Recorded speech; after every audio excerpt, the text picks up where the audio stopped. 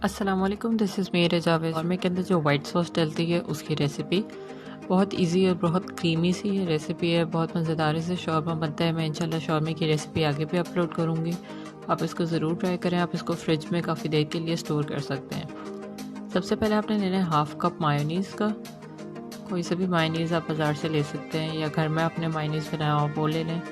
साथ आपने लेना है 1/4 कप दही का, यानी योगर्ट 1/4 कप लेने हैं। उसके अंदर आपने 5 क्लोव्स ऑफ लहसुन यानी 5 जवे लहसुन के आपने डालने हैं। साथ आपने नमक ऐड करना है, इसके अंदर 2 पिंच नमक ऐड करना है। इसके अंदर मैंने ऐड किया है 2 टेबलस्पून लेमन जूस का।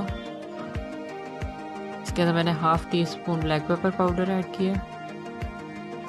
सारा कुछ आपने ब्लेंडर के अंदर ऐड करना है क्योंकि हमने इसको मिक्स करना है अच्छे तरीके से। साथ मैंने ऐड किया है 1 टेबलस्पून सिरके का यानी विनेगर का, 1 टीस्पून ओरिगानो का। ये ऑप्शनल है, आप डालना चाहें तो डाल लें। ओरिगानो के लीव्स लिए थे मैंने, ड्राई लीव्स, वो ऐड किए हैं। और मैंने इसके अंदर ऐड किया 1/8 कप सफ़ेद तेल यानी सेसमी सीड्स जो होते हैं 1/8 कप, 2 टेबलस्पून के करीब आपने वो ऐड करने। इसके अंदर मैंने ऑलिव ऑयल ऐड किया, दूसरा भी तेल इस्तेमाल कर सकते हैं। 2 टेबलस्पून ऑलिव ऑयल का मैंने इसमें ऐड किया। इसको आपने अच्छे तरीके से ब्लेंड करना है जब तक कि एक पेस्ट नहीं बन जाती।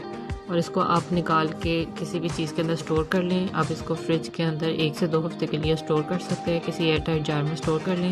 मैं आगे आपको शौरमे की रेसिपी बनाना बताऊँगी, आप उसके अंदर ज़रूर ट्राई करें और मुझे अपना फ़ीडबैक दें। Thank you.